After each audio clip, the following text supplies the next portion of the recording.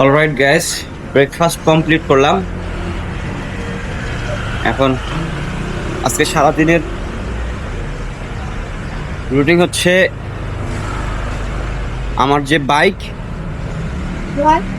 Rent নেওয়া,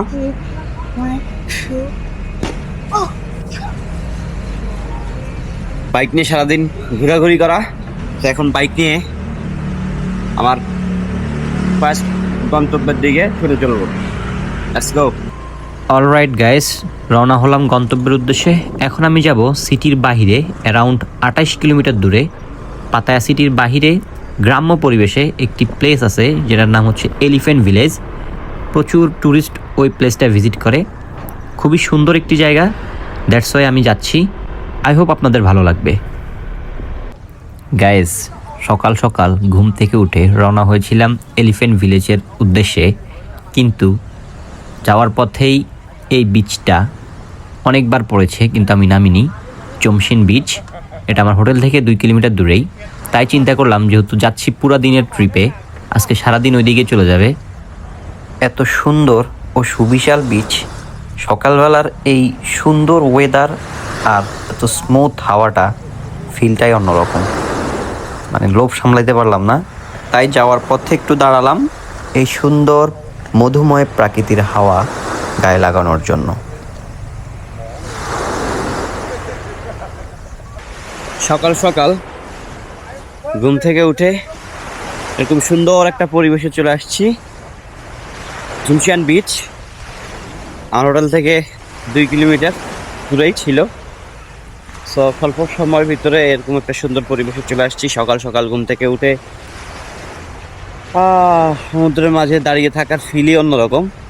সমুদ্রের ঢেউ অতটা উত্তাল না, খুব সুন্দর শান্ত সভ্য সমুদ্র রাইট নাও।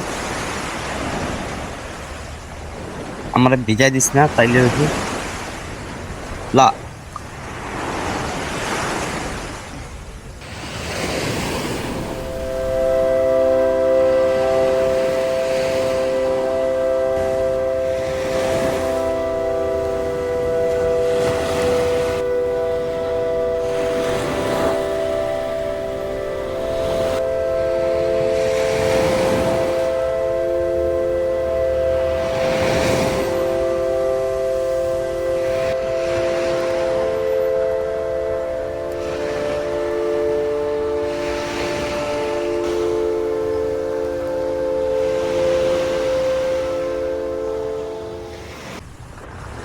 অলরাইট গাইজ, মেলাক্ষণ বিচের সামনে সময় অতিক্রম করে ফেলেছি। এখন আবার ছুটে চলবো আমার গন্তব্যের উদ্দেশ্যে। মর্নিং টাইম, তাই চিন্তা করলাম একটু সমুদ্রের পাশে দাঁড়িয়ে কিছুক্ষণ সুন্দর সময় স্পেন্ড করা যাক। তাই এই সমুদ্রের পাড়ে কিছুক্ষণ দাঁড়িয়ে থাকা, এই সমুদ্রের পাড়ে একটু ব্রেক নেওয়া। এখন আবার যাব সেই আমার গন্তব্য এলিফ্যান্ট ভিলেজ।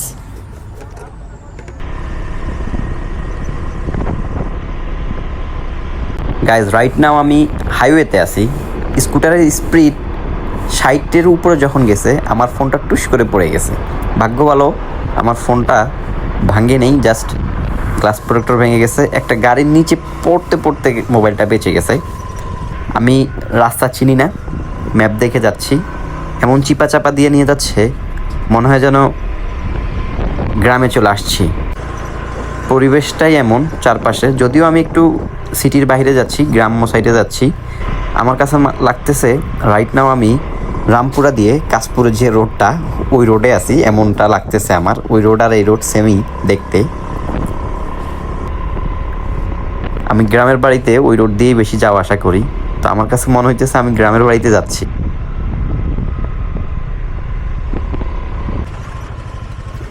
অলরাইট গাইজ, দীর্ঘ পথ পাড়ি দিয়ে রাইট নাও আমি এসে পৌঁছেছি এলিফ্যান্ট ভিলেজে। টোটাল 28 কিলোমিটার পথ ছিল আমার হোটেল থেকে। রাইট নাও আমি আছি পাতায়া এলিফ্যান্ট ভিলেজে। আমার পিছনে 2টা এলিফ্যান্ট দেখতে পারতেছেন, বিশাল বড় বড়। ওকে, আমি এখন ভিতরে প্রবেশ করব। এই হচ্ছে এলিফ্যান্ট।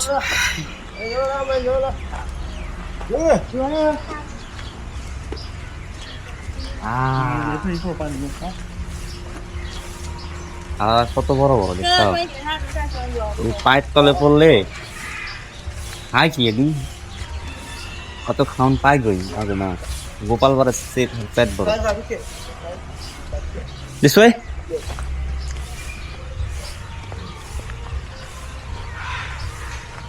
দেখি এটার ভিতরে কি কি আছে। এটার ভিতরে ঢুকতে মানে টিকিটের ব্যাপার অবশ্যই আছে। টিকিট ছাড়া তো এখানে ঢুকা কোনো ওয়ে নাই বাবা।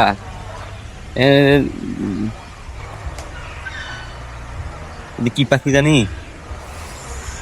পাখিগুলোর নাম কি জানি,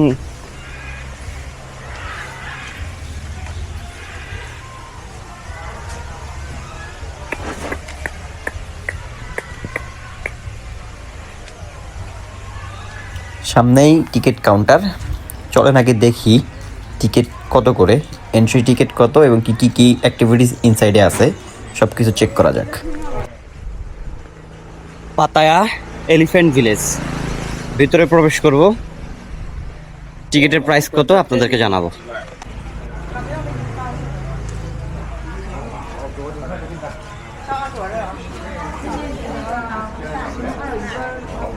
গাইস জাস্ট ভিতরে ঢোকার জন্য পার পার্সন 500 বাত করে দিতে হবে এবং কি ভিতরে ঢোকার পরে আলাদা যে অ্যাক্টিভিটিসগুলো আছে ওগুলোর জন্য আলাদা পে করতে হবে।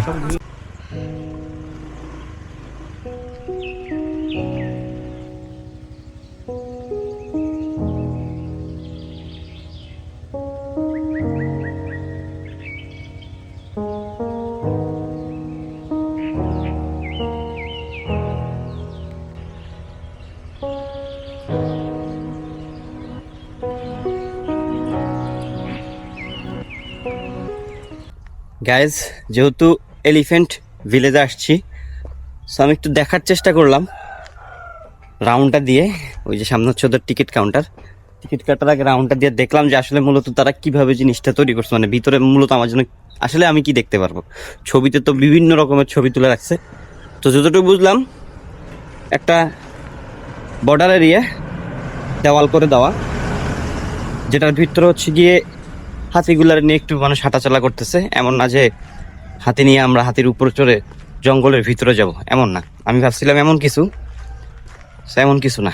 এই যে এখান থেকে স্পষ্ট দেখা যায় ওই যে তাদের হাতি, দেখতে পারতেছেন হাতিগুলা। সো এটা হচ্ছে বাইরের পয়েন্ট। ওই দিক দিয়ে হাতির পিঠে উঠায়, এদিক দিয়ে ঘুরায়, ওই দিক দিয়ে, মানে একটা ছোট্ট একটা রাউন্ড 10 মিনিটের, যেটার জন্য আপনার 700 বাত খরচ করতে হবে হাতির পিঠে ওঠার জন্যে, আবার ভিতরে ঢোকার জন্য 500 বাত। সো আমার হাতির পিঠে ওঠার ইচ্ছাটা জাগলো না আর কি, এই হচ্ছে ব্যাপার।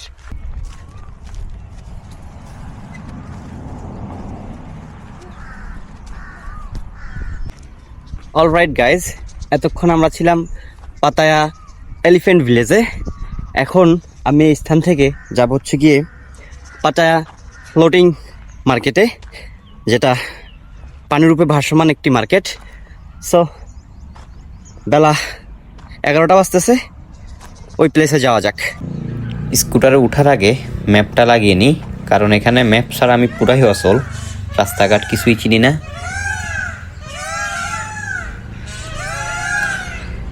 অলরাইট, ম্যাপ লাগানো ডান। এখন যাচ্ছি আমরা পাতায়া ফ্লোটিং মার্কেট। চলে আসলাম পাতায়া ফ্লোটিং মার্কেটে। এখন টিকিট ক্রয় করে বোটে করে মার্কেটের ভিতরে যাব। সো টিকিট কত, বোটের ভাড়া কত, সব কিছু ইন ডিটেলস আমি ভিডিওতে বলতেছি। টিকিট কাটলাম 91 রিয়াল।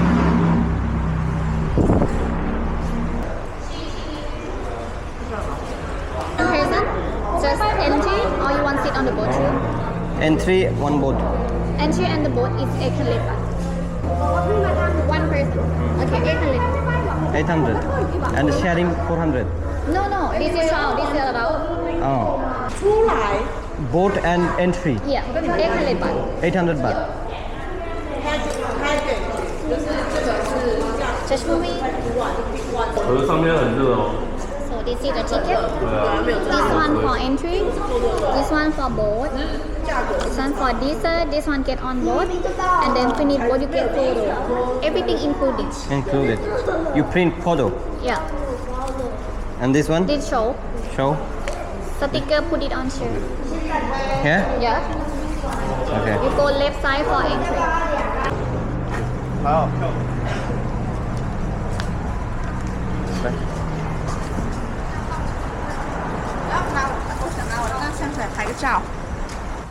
অলরাইট গাইজ 800 বাত খরচ করে টিকিট কাটলাম ফ্লোটিং মার্কেট ঘোরার জন্য।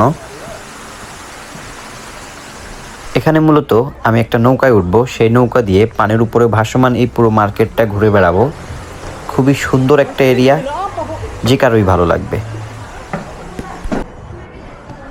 সো আমরা চলে আসছি পিক আপ পয়েন্টে, এখান থেকে সবাইকে পিক আপ করে দেন পুরো ফ্লোটিং মার্কেটটা ঘোরায় আবার এখানে এসে ড্রপ করে দেয়।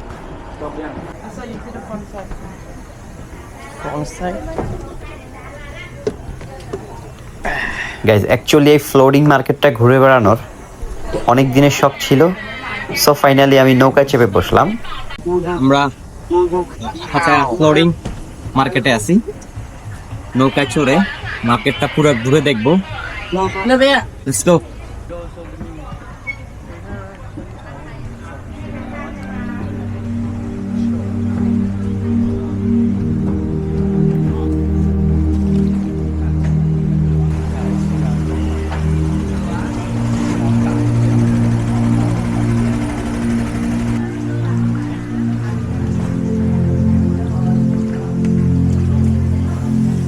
Hello.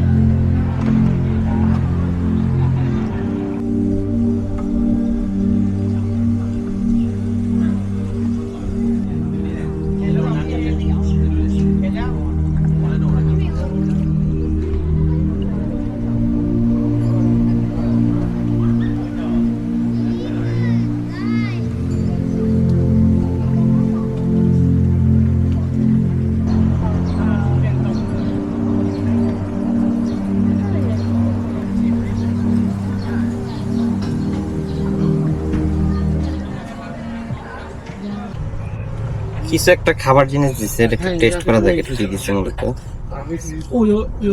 有这些小动物虾的小动物， টেস্টটা দারুণ।不错啊。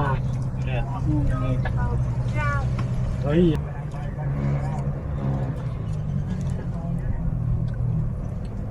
哎呀，漂亮。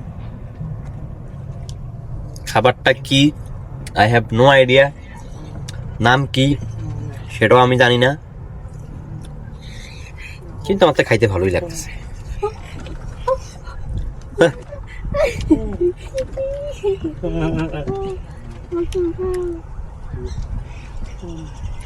পানির উপরে ভাসমান খুবই সুন্দর একটা মার্কেট। এখানে তারা নৌকার উপরেই পাকশাক করতেছে, যেটা কিনা রেস্টুরেন্ট আছে, বিভিন্ন কেনাকাটা করার বিভিন্ন রকম দোকান আছে। আপনি চাইলে নৌকাটা ঘিরিয়ে ক্রয় করতে পারেন। যেহেতু আমার কেনাকাটার কিছু নাই, তাই আমি বোটে দুইজন পার্টনার আছে, তারা শেয়ারিং এ উঠছে আমার সাথে।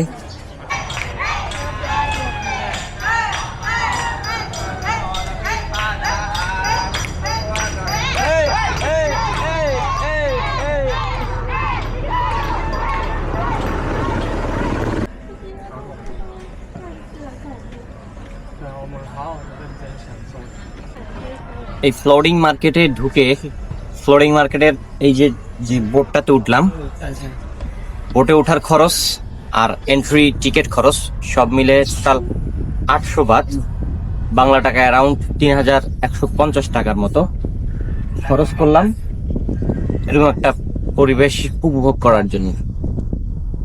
ভালোই লাগছে, খারাপ না। ফিনিশ। এই ছিল আমাদের ফ্লোটিং মার্কেটের 小心不要撞到头。 বোট যাত্রা, খুবই অসাধারণ ছিল। You enjoyed?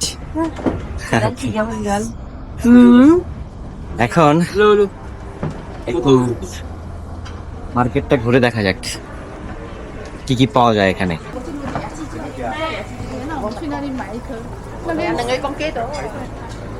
গাইস, পুরো ফ্লোটিং মার্কেটটা আমি একটা রাউন্ড দিলাম। পুরো ফ্লোটিং মার্কেটটা রাউন্ড দিয়ে যা বুঝলাম তা হচ্ছে এখানে অর্ধেকের বেশি হচ্ছে গিয়ে রেস্টুরেন্ট, যেখানে আপনি পানির উপরে ভাসমান এই বাজারে বসে বসে খাওয়া দাওয়া করতে পারবেন। আর বাকিটা হচ্ছে গিয়ে আপনার কাপড় চোপড়ের দোকান, ড্রেস, বিভিন্ন রকমের থাইল্যান্ড ট্র্যাডিশনের ড্রেস, বিভিন্ন টুরিস্ট টাইপের ড্রেস এখানে আপনি কিনতে পারবেন। আবার এখানে দেখেন ছোট করে একটা মুভির শুটিং হয়ে গেল, যেটা কিনা আমি আমার ক্যামেরায় বন্দি করতে গিয়েছিলাম, আমাকে ক্যামেরায় রেকর্ড করতে দেয় নাই। আমি জানি না কোন দেশের শুটিং চলতেছিল, তবে মনে হচ্ছিল কোরিয়ান একটা শুটিং চলতেছিল, বিকজ লোকজনগুলো কোরিয়া ভাষায় কথা বলতেছিল, কোরিয়ান টাইপের চেহারা বেয়ারা। যাই হোক,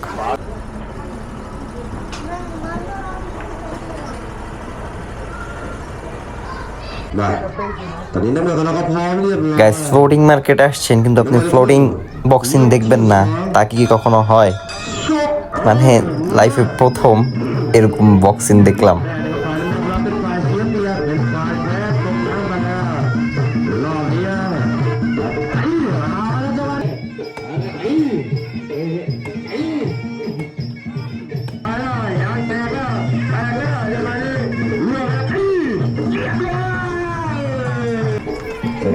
গাইজ, এক আজব বক্সিং গেমের সাক্ষী হয়ে গেলাম এই পাতায়া সিটিতে এসে।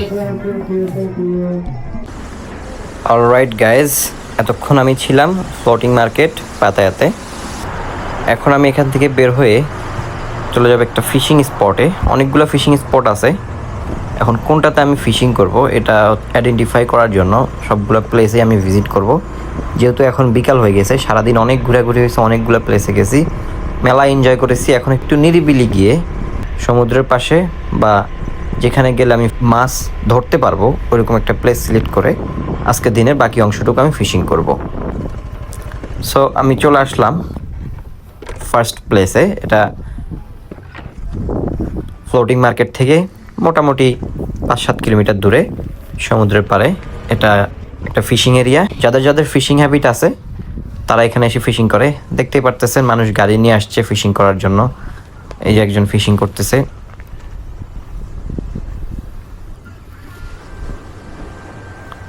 মানে দেখছেন প্রস্তুতি, দেখছেন বাংলাদেশে এমন সিস্টেম থাকলে মাথা নষ্ট। আমার গাড়ি অলওয়েজ এরকম প্লেসে যায় ঠেকাই দিতাম। যদিও আমার গাড়ির পিছনে অলওয়েজ ফিশিং অ্যাক্সেসরিজ থাকে, আর ট্রাভেলে তো ওটা অলওয়েজ আমার ব্যাগে ব্যাগে থাকে। মাছ ধরার নেশাটা আসলে অন্যরকম নেশা। এরা তো চেয়ার টেবিল নিয়ে এসে একদম বসে পড়ছে। আমি একটু পরে বসি নিয়ে এক কোনায় খিস্তি মেরে বসে থাকতে হবে।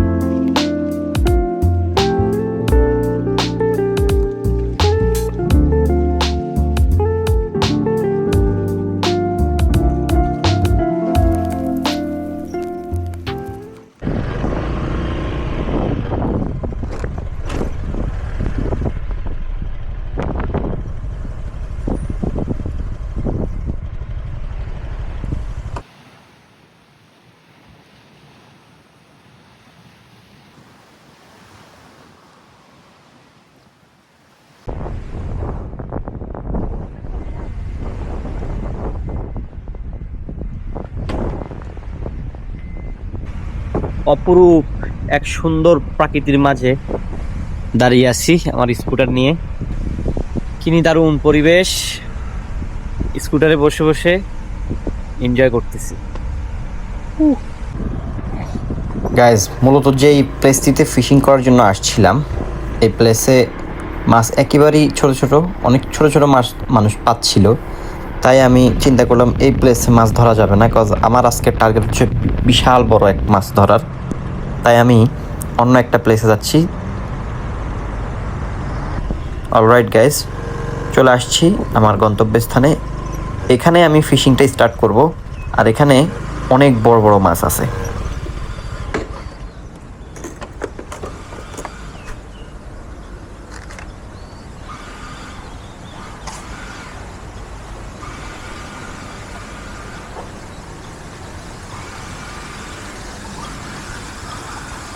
এটা একটা পুকুর, খুবই সুন্দর পরিবেশ। এখানে আমি ফিশিংটা করব। এই ভদ্রলোক হচ্ছে এখানকার ওনার। সো তাকে আমি জিজ্ঞেস করি আগে একদিনের জন্য কত টাকা পেমেন্ট করতে হবে, কত টাকা রেন্ট তাকে দিতে হবে।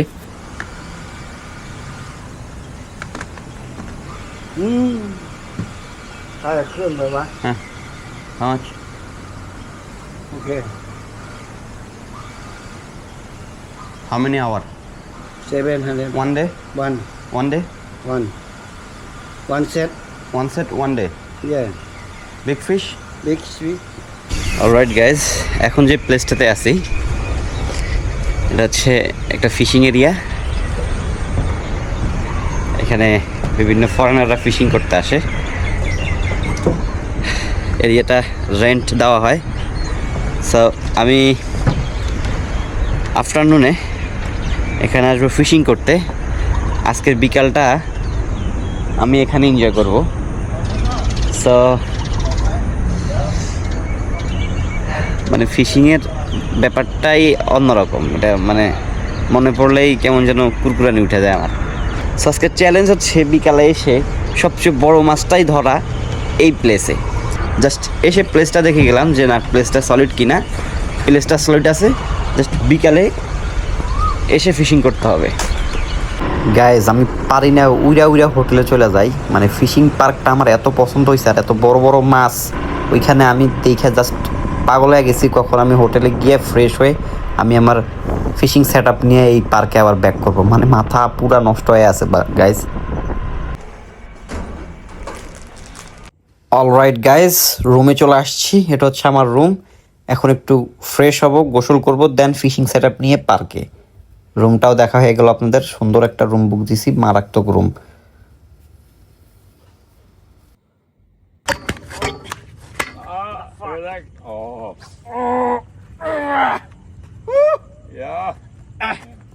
কি এত বড় মাছ কেমনে পাইলাম জানতে ইচ্ছে হচ্ছে না? জানতে হলে কি করতে হবে, নেক্সট ভিডিও দেখতে হবে। পুরা ফিশিং ভিডিও নিয়ে আসতেছি।